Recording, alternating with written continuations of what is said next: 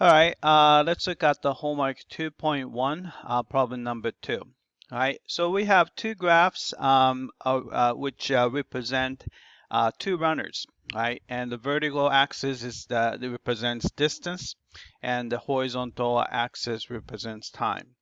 All right, so let's look at the first question. Which runner is running faster at T1? Right, T1 here, so right here.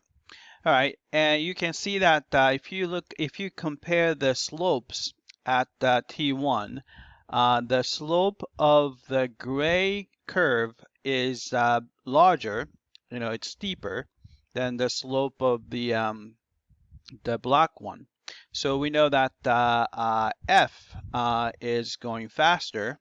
So at T1, the runner given by F is running faster.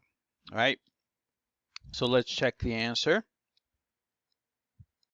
All right, I came back. We got part A correctly. All right, let's look at part B. What conclusion can you make regarding their rates at T2? All right, so if you look at T2, all right, and now the slope of G is greater than slope of F.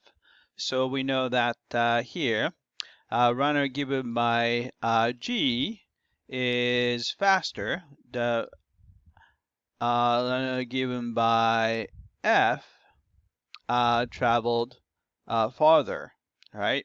Because whoops, sorry. The gray one is still higher. All right. So let's check the answer. All right, it came back. We got the part B correctly. All right, so let's look at the part C.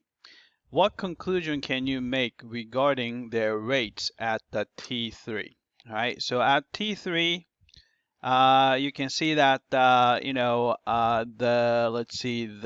G caught up with F. All right, so the distance is the same. So travel further, the same location, and the runner given by G is running faster. Is that true? All right, so you can see that the slope of G is greater. So answer is this third one. All right, and let's just look at the other two as well. 12 further, no. Same location, F is faster, but in this case, I believe G is faster. All right, so let's check the answer.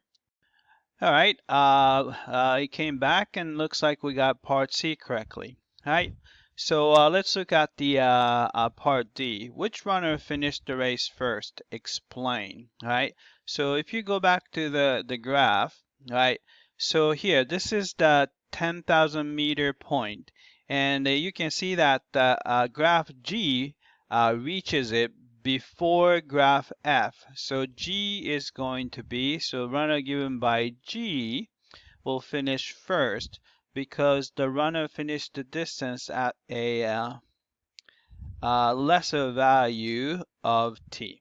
All right, so let's check the answer. All right, came back and looks like we got the part D correctly as well. All right, that's it. I hope that this was clear.